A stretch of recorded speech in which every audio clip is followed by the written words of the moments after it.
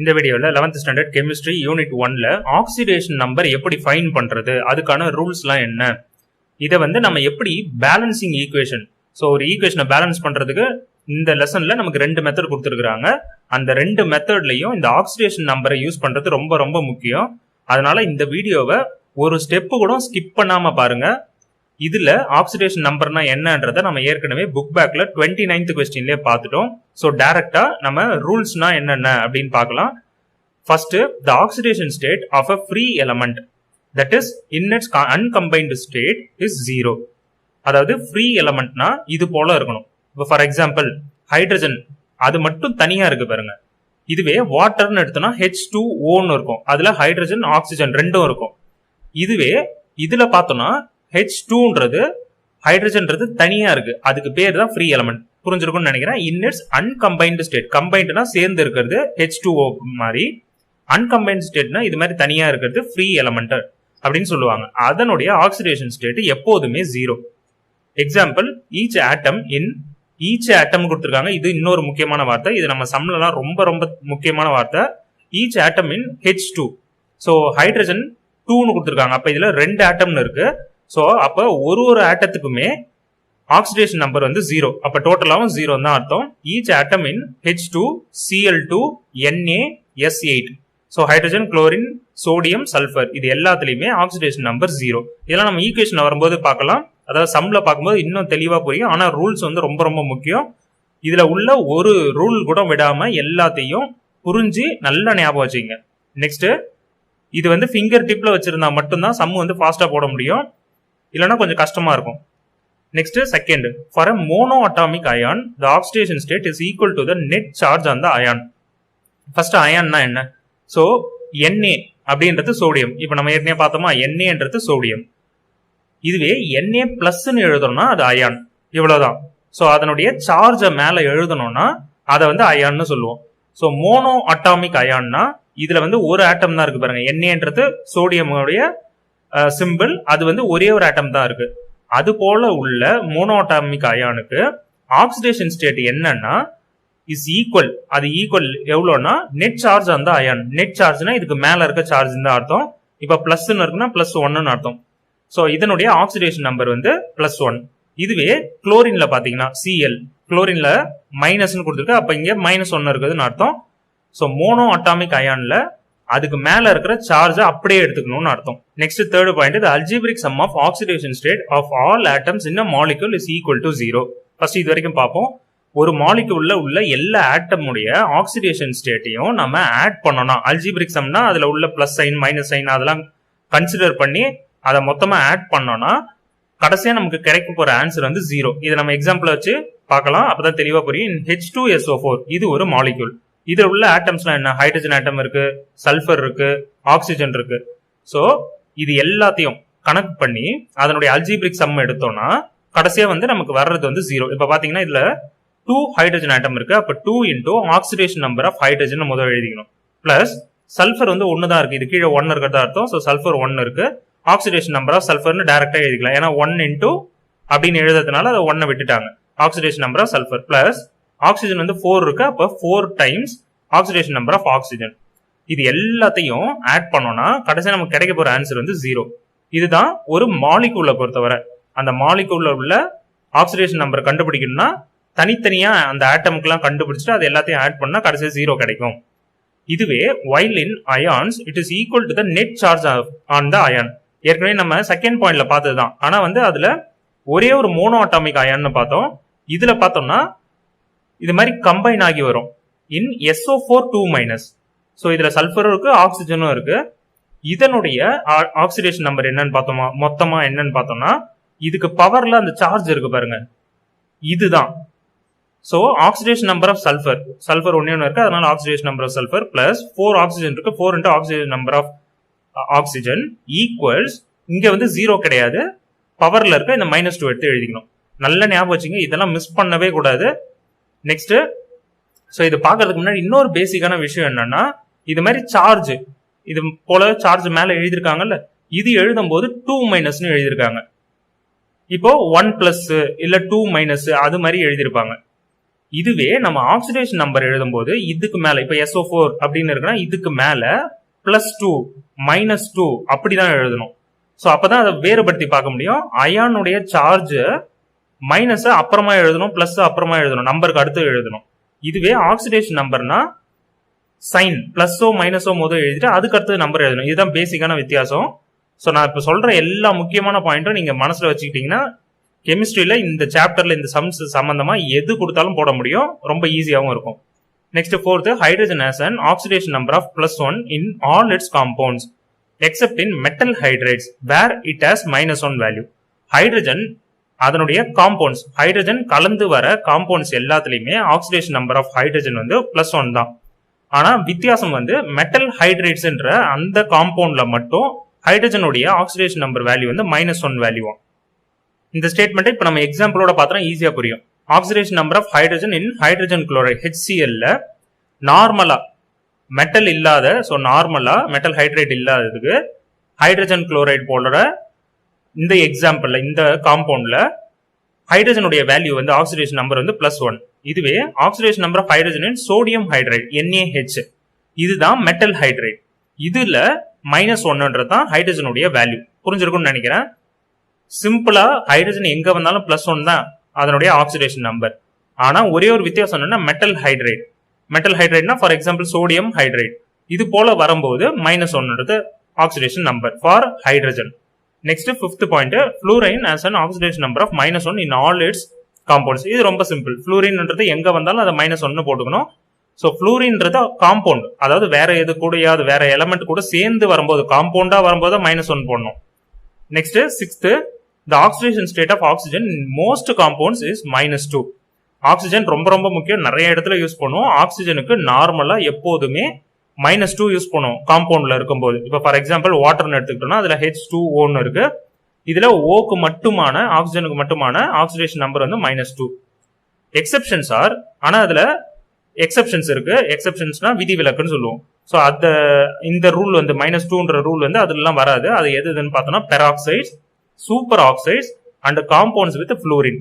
இப்போ இதுல பார்த்தோம்னா ஃபர்ஸ்ட் பெராக்சைடு கொடுத்துருக்காங்க பாருங்க, ஹைட்ரஜன் பெராக்சைடு H2O2 தான் அதனுடைய சிம்பிள்.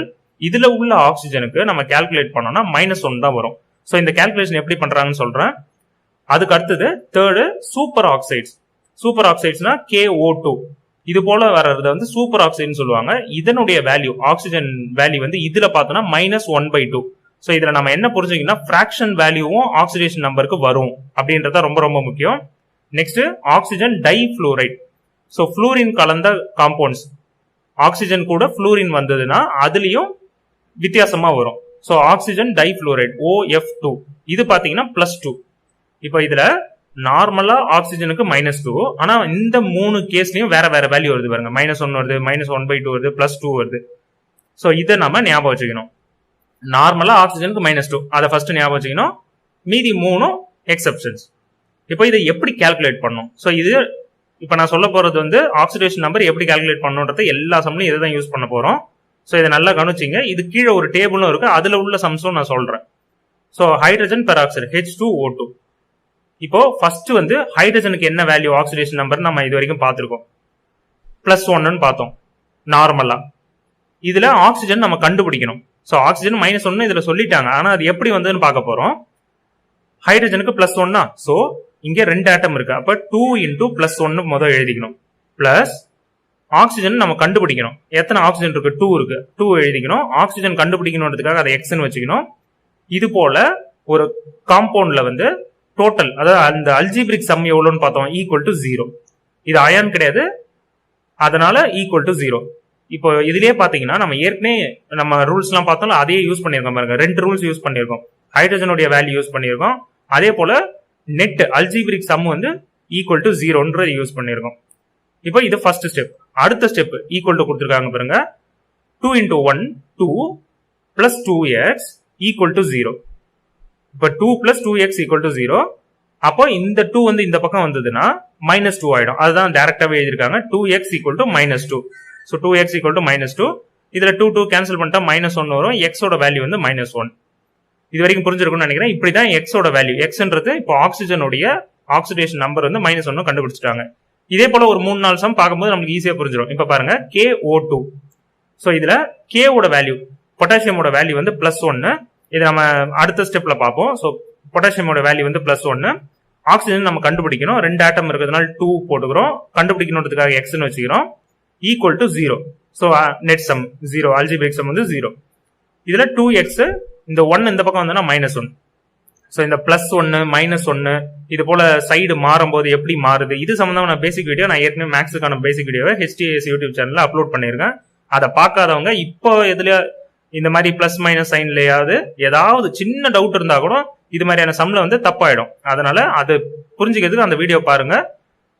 HTAS யூடியூப் சேனல்ல பேசிக் மேக்ஸ் வீடியோன்னு செக் பண்ணீங்கன்னா உங்களுக்கு கிடைக்கும். ஸோ இதுல 2x ஈக்குவல் டு -1 கிடைச்சிருக்கு.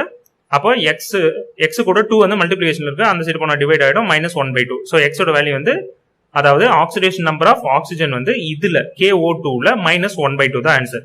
Next oxygen difluoride. So first ஏதாவது ஒரு ஸ்டெப் சொல்றோம்னா, இப்போ இந்த சம்லாம் சொல்லும் போது ரொம்ப ஸ்லோவா சொல்லுவேன். அடுத்தடுத்தது அதை நீங்க புரிஞ்சுக்கிட்டீங்கன்னா அடுத்தடுத்து வேக வேகமா நம்ம பார்த்துடலாம். ஸோ நெக்ஸ்ட் வந்து இதுல OF2ல ஆக்சிஜன் வந்து 1 தான் இருக்கு பாருங்க. அப்போ வெறும் x மட்டும் போட்டா போதும், இங்க 2x தேவையில்ல, x மட்டும் போட்டா போதும். ஃப்ளூரின் தான் 2 இருக்கு. அப்போ 2 இன்டூ ஃப்ளூரினோட வேல்யூ நம்ம ஏற்கனவே பார்த்தோமா, எல்லா காம்பவுண்ட்ஸ்லயுமே ஃப்ளூரினோட வேல்யூ வந்து -1. ஸோ அப்போ 2 into -1 equal to 0. Net sum வந்து 0. அப்போ x -2 ஈக்குவல் டு 0ன்னு வரும். -2 இந்த பக்கம் போச்சுன்னா x +2 ஆயிடும். இது வரைக்கும் புரிஞ்சிருக்கும்னு நினைக்கிறேன். நெக்ஸ்ட் ஆக்சிஜன் கொஞ்சம் வித்தியாசமானது, அதனாலதான் அதுக்கு நிறைய எக்ஸெப்ஷன்லாம் இருக்கு. Next 7th, alkali metals have an oxidation state of +1 and alkaline earth metals have an oxidation state of +2 in all their compounds. So இந்த ஸ்டேட்மெண்ட்ல ஆல்கலை மெட்டல்ஸ்னா என்னன்னு தெரியணும், ஆல்கலைன் எர்த் மெட்டல்ஸ்னா என்னன்னு தெரியணும். இதுக்கு நம்ம சின்ன கிளாஸ்லயே படிச்சிருப்போம் பீரியாடிக் டேபிள்லாம். அதுல alkali metals, alkaline earth metals எங்க வருதுன்னு நம்மளுக்கு தெரியும். தெரியாதவங்களுக்காக நான் சொல்றேன். ஸோ அதுக்கு முன்னாடி நான் ஏற்கனவே சொல்லியிருந்தேன்ல, இந்த K பொட்டாசியம்ன்றதுக்கு +1 யூஸ் பண்ணிருக்கோம். அது வந்து ஆல்கலி மெட்டல், அதனால தான் அதுக்கு +1 யூஸ் பண்ணிருக்கோம். இதுவும் ரூல்ஸ்ல இருக்கு. ஸோ எதுவாக இருந்தாலும் புரிஞ்சு படிங்க, அதை மனப்பாடமே பண்ண தேவையில்ல. ஸோ ஆல்கலி மெட்டல் ரூல்ஸ்லாம் ஆனால் ஞாபகம் வச்சுட்டு தான் ஆகணும், ஆனால் அதை புரிஞ்சு படிக்கணும். Alkali metals +1, alkaline earth metals +2. உங்க புக்லேயே பேஜ் நம்பர் 74ல இந்த பீரியாடிக் டேபிள் இருக்கு. ஸோ இதுல alkali metals, alkaline earth metals. So இந்த லைன் இருக்கு பாருங்க, இதுல ஹைட்ரஜனை விட்டுருங்க, மீதி லித்தியம்ல இருந்து Fr வரைக்கும் இது எல்லாமே ஆல்கலி மெட்டல்ஸ். அதுக்கு அடுத்து Bல இருந்து Ra வரைக்கும் இதெல்லாம் ஆல்கலைன் எர்த் மெட்டல்ஸ். நான் ஏற்கனவே சொல்லியிருந்தேன், ஆல்கலை மெட்டல்ஸ்க்கு பொட்டாசியம் வந்து இதுல வருது பாருங்க, Kன்றது. அதே போல சோடியம் Na இதுல வருது. இதுக்கெல்லாம் வந்து +1 நம்ம யூஸ் பண்ணோம் ஆக்சிடேஷன் ஸ்டேட். இது எல்லாத்துக்குமே +2 யூஸ் பண்ணோம். அது காம்பவுண்டா வரும்போது, அது வேற எது கூட சேர்ந்து வரும்போது, இப்ப ஃபார் எக்ஸாம்பிள் Kன்றது வேற எது கூட சேர்ந்து வந்தது நம்ம எக்ஸாம்பிள்ல பார்த்தோம், ஆக்சிஜன் கூட சேர்ந்து வந்தது. அந்த டைம்ல Kவோட வேல்யூ வந்து +1. புரிஞ்சிருக்கும்னு நினைக்கிறேன். இப்படிதான் பார்க்கணும். ஸோ இதுல உள்ள எலமெண்ட்ஸ் எதுன்னு தெரியணும். At least lithium, sodium, potassium. Sodium potassium நிறைய இடத்துல யூஸ் பண்ணுவோம். அதே போல இது ஆல்கலைன் எர்த் மெட்டல்ஸ். இப்போ இந்த பாயிண்ட் தெளிவா புரிஞ்சிருக்கும்னு நினைக்கிறேன். Next, calculation of oxidation number using the above rules. நம்ம மேல பார்த்த ரூல்ஸ் எல்லாம் யூஸ் பண்ணி இந்த டேபிள்ல நிறைய எக்ஸாம்பிள் கொடுத்துருக்காங்க. இந்த எக்ஸாம்பிள் எல்லாத்தையும் நல்லா புரிஞ்சுங்க. இதை புரிஞ்சுக்கிட்டீங்கனாலே சம் எல்லாத்துக்குமே ஈஸியா இருக்கும். ஃபர்ஸ்ட், காம்பவுண்ட் CO2ன்ற காம்பவுண்ட்ல oxidation number of the element.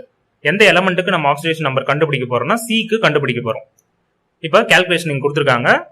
ஆக்சிஜனுக்கு நம்மளுக்கு ஏற்கனவே தெரியும் -2ன்றது. நார்மலா ஆக்சிஜனுக்கு -2. அப்போ இங்க 2 ஆட்டம் இருக்கு, 2 இன்டூ -2 போட்டிருக்காங்க. கார்பனுக்கு தான் நம்ம கண்டுபிடிக்கணும். அப்ப எக்ஸ்ன்னு வச்சுக்கிறோம், எக்ஸ் பிளஸ். ஸோ எக்ஸ்ன்றது கார்பனுக்கு, ஆக்சிஜனுக்கு 2 இன்டூ -2 ஈக்குவல் டு 0. எப்போதுமே அல்ஜிபிரிக் சம் 0. இப்ப இதுவே பாருங்களா, அல்ஜிபிரிக் சம் வந்து இதுல பாருங்க, இது வந்து அயான். ஸோ இதுல பவர்ல -2 இருக்கு, அதனாலதான் ரைட் ஹேண்ட் சைட்ல பாருங்க -2 போட்டிருக்காங்க. இந்த பேசிக் மட்டும் நல்லா ஞாபகம் வச்சுங்க, ஏன்னா இதை மிஸ் பண்ணிட்டோம்னா சம் ஃபுல்லா தப்பாயிடும். Equal to 0. இந்த இதுல வந்து ஈக்குவல் டு 0 பண்ணோம். இப்போ இதுல பாத்தீங்கன்னா ஈக்குவல் டு 0 தான் போட்டிருக்காங்க. இதுல அயானா இருக்கிறதுனால ஈக்குவல் டு இந்த வேல்யூ எடுத்து அப்படியே யூஸ் பண்ணிக்கணும், -2. புரிஞ்சிருக்கும்னு நினைக்கிறேன். ஸோ இப்போ இதை கண்டுபிடிக்கலாம். எக்ஸ் பிளஸ் 2 இன்டூ -2 -4 ஆயிடும்.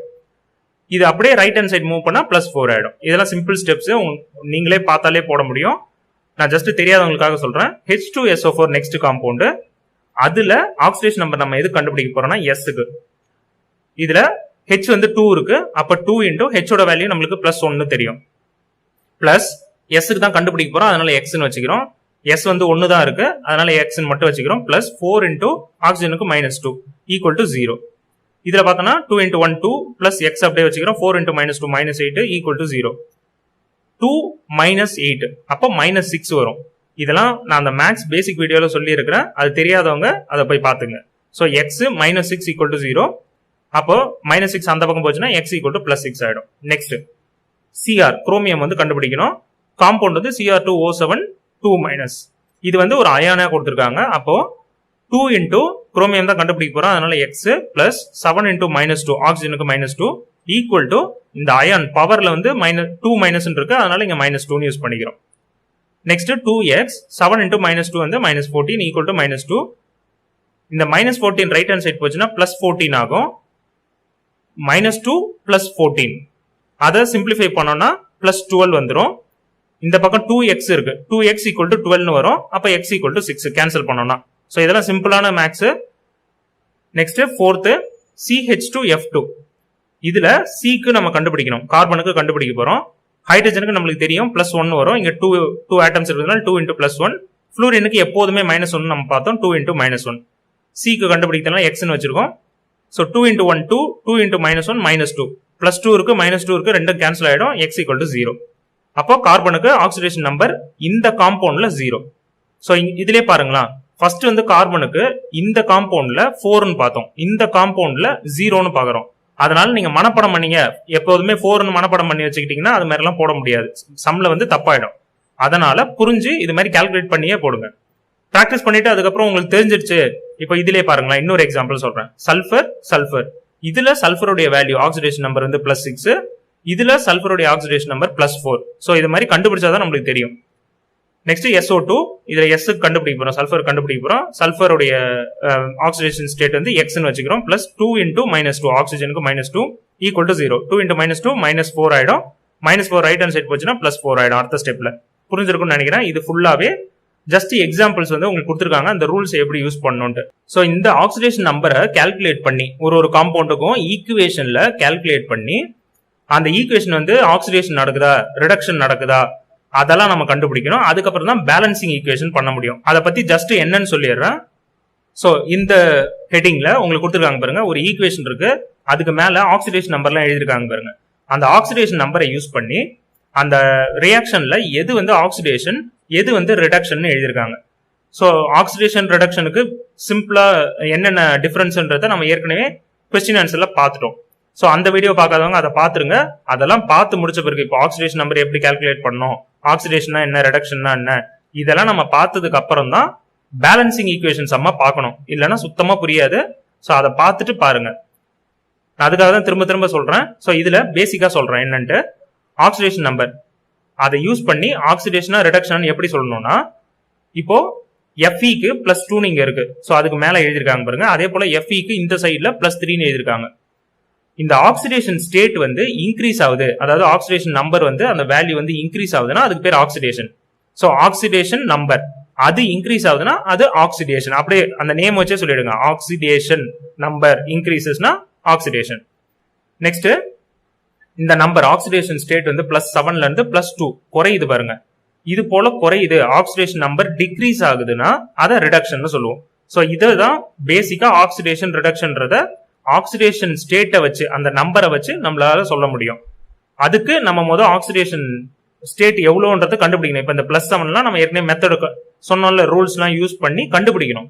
இதெல்லாம் கண்டுபிடிச்சிட்டு தான் இது மாதிரி நம்ம எழுத முடியும்.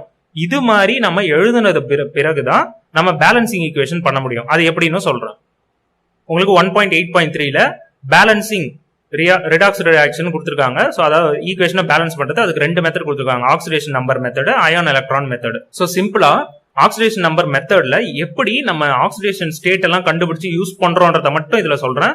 ரிமைனிங் எல்லாமே டீடைலா கொஸ்டின் நம்பர் 44 புக் பேக்ல 44ம் 45 அதுல வந்து oxidation number method ion electron method based sums வந்து நம்ம பார்க்க போறோம். அதுல டீடைலா பார்க்கலாம். First oxidation number method. So இதுல ஸ்டெப்பா கொடுத்துருக்காங்க. இது படிதான் நானும் உங்களுக்கு சம் சொல்ல போறேன் புக் பேக்ல. ஸோ இது யாராவது ரெஃபர் பண்ணணும்னா இந்த வேர்ட்ஸுக்காக ரெஃபர் பண்ணிக்கலாம்.